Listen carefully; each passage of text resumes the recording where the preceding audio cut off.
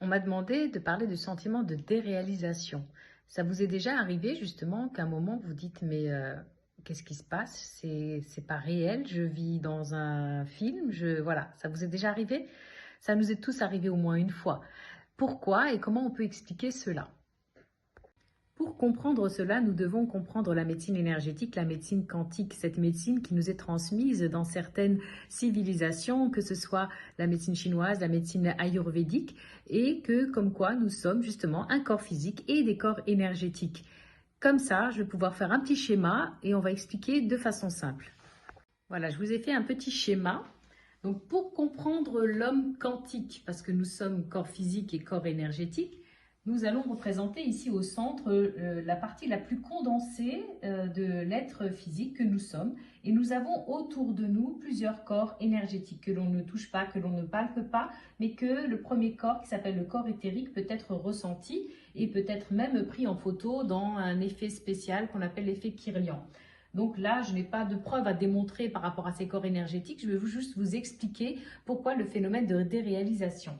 Donc nous sommes le corps physique, nous avons des corps énergétiques autour de nous et normalement, en temps normal, comme quand nous sommes équilibrés, nous sommes ce qu'on appelle centrés autour d'un axe vertical où tout est symétrique.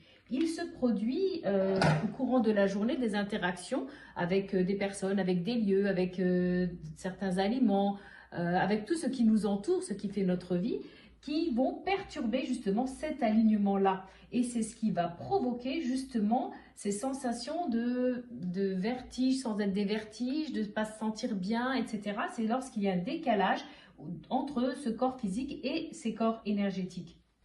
Alors, ce qui va se passer pour les personnes qui sont plutôt de tempérament anxieuse, donc il y aura un décalage justement de cet axe, c'est-à-dire que l'on aura les corps énergétiques qui vont aller plutôt vers l'avant et le corps physique vers l'arrière.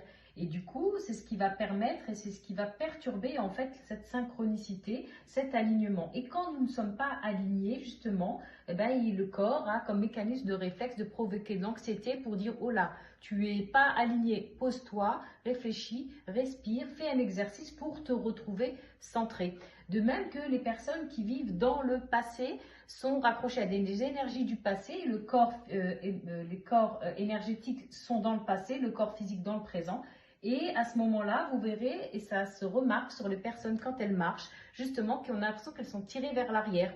Les personnes qui marchent comme ça en avant, ce sont plutôt des tempéraments anxieux parce que le corps énergétique les tire vers l'avant, tandis que les personnes qui sont plutôt en dépression rattachées au passé seront des personnes qui auront tendance plutôt à marcher vers l'arrière.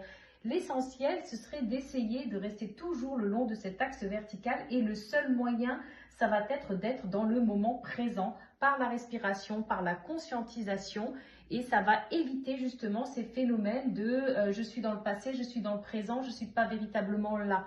Donc ce phénomène de déréalisation se produit lorsqu'il y a un décalage, une dissociation entre ce corps dense physique et ces corps énergétiques. J'espère avoir répondu, avoir expliqué un minima un petit peu ce phénomène-là. N'hésitez pas à mettre des commentaires et des questions, j'essaierai d'être un peu plus précise s'il le faut. À bientôt.